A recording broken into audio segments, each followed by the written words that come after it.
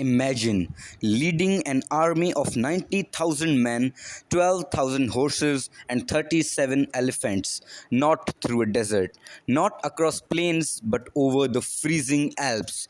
This is not fiction. It is one of the most daring military maneuvers in history. Hannibal Barca's march against Rome over 2,000 years ago. It is 218 BCE. The great Carthaginian general Hannibal is at war with Rome, the Second Punic War. Rome controls most of the Mediterranean, and Carthage, in modern day Tunisia, wants revenge after losing the First Punic War. But Hannibal has a bold plan. Instead of attacking Rome by sea, he will strike from the north through Spain, France, and then the Alps into Italy. It is a plan no one expects, and for good reason. The Alps are brutal, icy, and deadly. Hannibal's army set off from Spain, crossing rivers like the Rhone, fighting hostile tribes, and pushing through treacherous terrain. And yes, he brought African war elephants, trained to terrify enemy horses and troops. When they reached the base of the Alps, the soldiers were already exhausted. Many doubted they could make it, but Hannibal, charismatic, fearless, and ruthless, rallied his men with promises of victory and glory. The crossing took about 15 grueling days.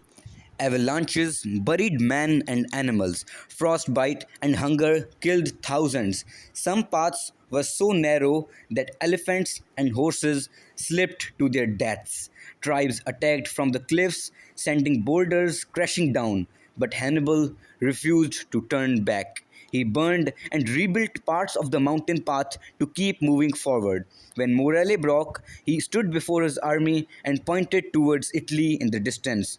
"You are standing on the walls of Rome." When Hannibal finally descended into Italy, his army was a shadow of its former self. From tens of thousands to around 25,000 men and a few elephants. But what he had achieved stunned the ancient world. Against all odds, he had done the impossible, crossed the Alps with elephants, and he did not stop there. Hannibal went on to crush the Romans in battles like Trebia, Trasimene, and Cannae, some of the most devastating defeats Rome ever suffered. Though Hannibal never captured Rome itself, his Alpine crossing remains a symbol of determination, strategy, and courage against overwhelming odds. Over 2 millennia later, historians still ask, how did he pull it off? Maybe because Hannibal understood something simple yet timeless.